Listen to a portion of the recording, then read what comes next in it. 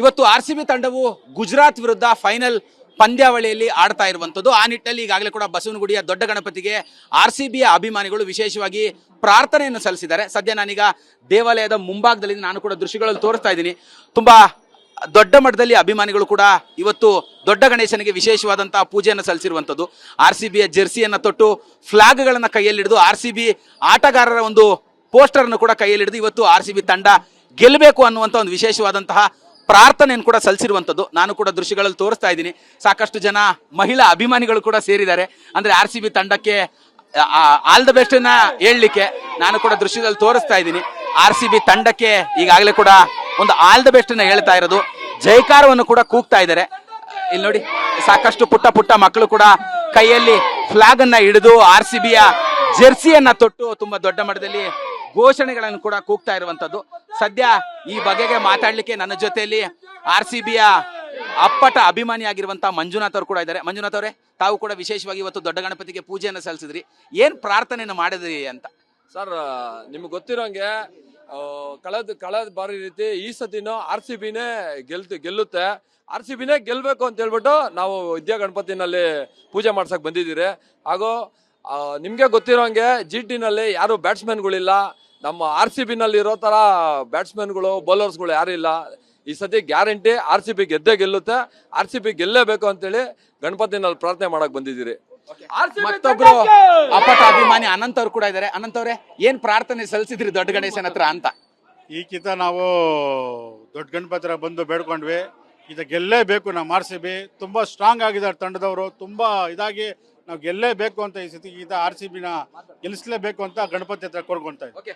ಪುಟಾಣಿ ಅಭಿಮಾನಿ ಕೂಡ ನನ್ನ ಜೊತೆಲಿರುವಂತದ್ದು. ತಾವು ಕೂಡ ಈಗಾಗಲೇ ವಿರಾಟ್ ಕೊಹ್ಲಿ ಅವರ ಒಂದು ಪೋಸ್ಟರ್ ಅನ್ನು ಕೂಡ ಹಿಡಿದಿದ್ದಾರೆ. ಏನ್ ವಿಶ್ ಮಾಡ್ತೀರಾ? RCB ಈ ಸಲ ಕಪ್ಪು ಗೆಲ್ಲಿಬೇಕು ಅಂತ ವಿಶ್ ಮಾಡ್ತೀನಿ.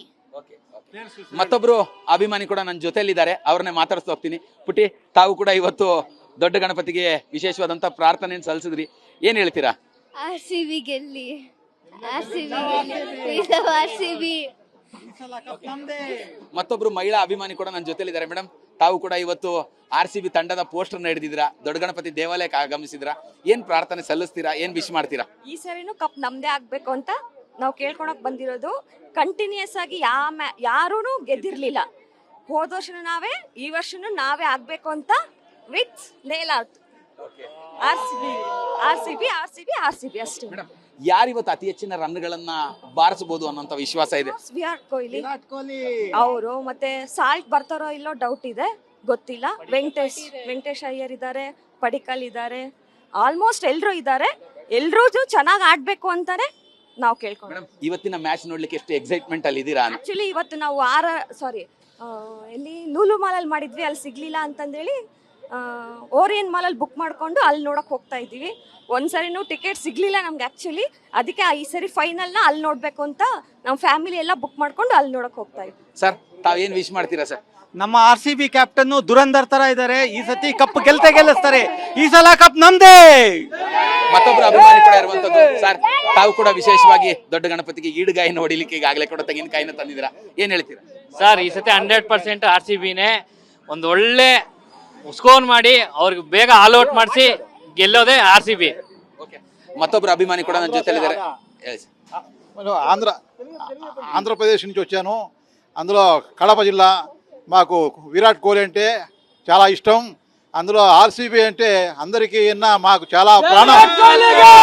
విరాట్ కోహ్లీ జిందాబాద్, విరాట్ కోహ్లీ జిందాబాద్, RCB జిందాబాద్, RCB